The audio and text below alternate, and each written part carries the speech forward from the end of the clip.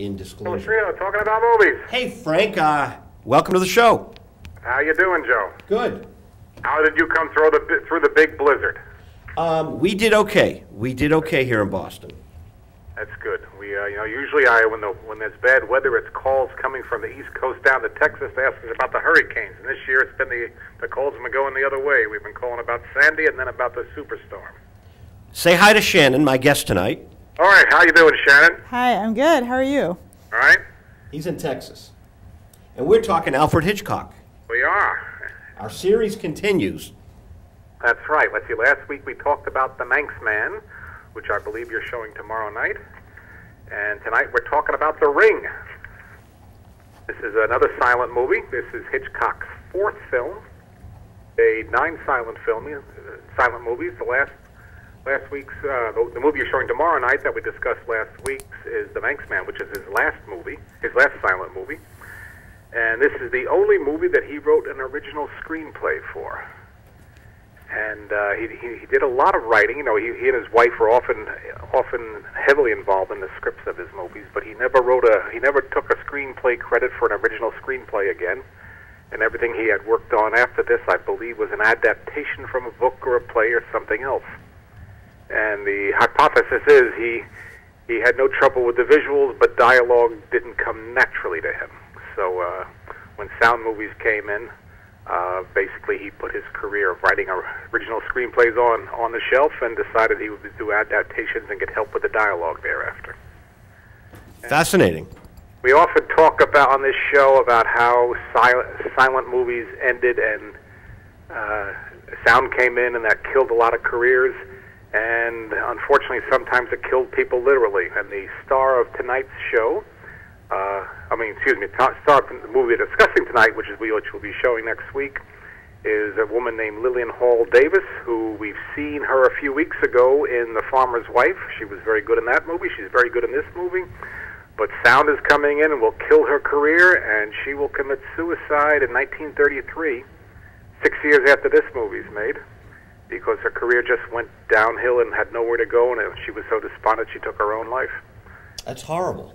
Yeah, but I mean, there's dozens of stories of like that in this era where people who were famous, making very good money, and overnight their careers were gone. It's almost Hitchcockian. Yes, it's rather Hitchcockian.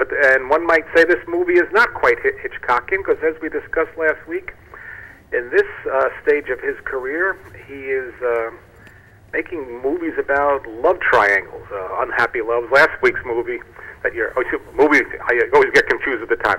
The movie we discussed last week that you're showing tomorrow is a love triangle story, and nobody at the end of that movie is happy.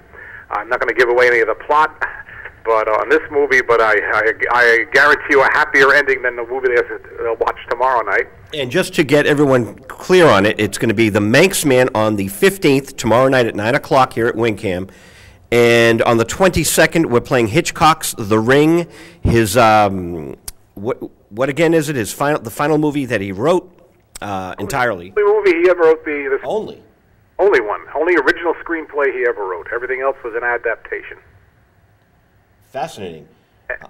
And I interrupted your train of thought, but that was important. Okay. Let's see. The movie you're showing tomorrow night stars a Dane actor named Carl Brisson, and he is also in the movie we're discussing tonight, The Ring. And again, nobody's heard of him. He was doing quite well in silent films, but once sound came in, his Danish accent couldn't make it, and so he went off. I think he spent the rest of his career in Denmark, but you won't hear of him again. So I think, Joe, you're the only guy that can claim you've shown Carl Brisson movies back to back. So congratulations. And Carl Brisson made 2 Hitchcock movies, and you're showing one tomorrow night and one next week, which is The Ring. And Arnold Schwarzenegger thanks us for that. Yes, okay, yeah. And the third part of the love triangle is an English actor, Ian Hunter, who we Americans who watched 1930s and 40s film tend to associate with kings. He played King Richard in Errol Flynn's Robin Hood movie, and he played King Edward in the Boris Karloff Basil Rathbone Tower of London. And he was kind of a a standby British actor who picked up a lot of roles in Hollywood in the 40s. And Hitchcock, the title, The Ring. 10 seconds. Okay, The Ring, it's a boxing movie, but it's also got a wedding ring in it. Love triangle. Thank you, I'll Frank. talk to you next week when I think we're showing The Saboteur. Bye-bye. Yes, bye-bye. Thanks. And that's Frank Dello. The views and opinions on Visual Radio. Live are those of the host and his guests, and not necessarily those of WinCam. It's board of directors, staff, volunteers, and thanks to Jeff Dearman, our director. Thanks to Gene Martin, our assistant. Thank you to Shannon for being on our show. Thank you to Judy Kellerman and to WinCam. We have some sports guests next week. We're going to have a lot of fun. And we have Manel Suri coming in next week in the studio. We'll be broadcasting that live.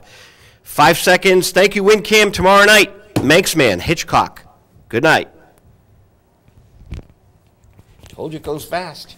It does. Was it fun? It was. The part that I liked the most was the forced arbitration. That was news to me.